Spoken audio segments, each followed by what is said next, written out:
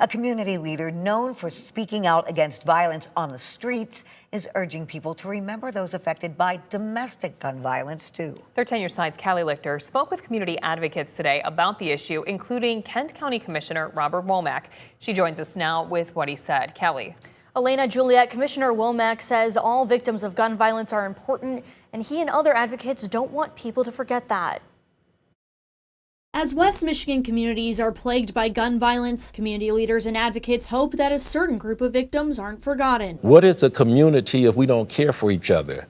To me, that's the true meaning of community. Kent County Commissioner Robert S. Womack says it's not comparing one case to another or saying one victim of gun violence is more important. It's about being proactive, supportive community members to help prevent this type of gun violence. But it's bringing the similarities of these cases by the human nature that's attached to this, the human loss, the pain, the tragedy, and learning how we can embrace that and have some prevention in all areas of violence. Domestic gun violence isn't always fatal. I think it's also important to know, too, that there are 6 million plus people annually who have admitted to being shot at non-fatally via a domestic violence situation. But YWCA West Central Michigan CEO Deb O'Leary says if guns are present in a domestic violence relationship, it's 5 times more likely to turn deadly. But we're also working on prevention and advocacy in the communities that we serve to try to break the cycle and try to educate people on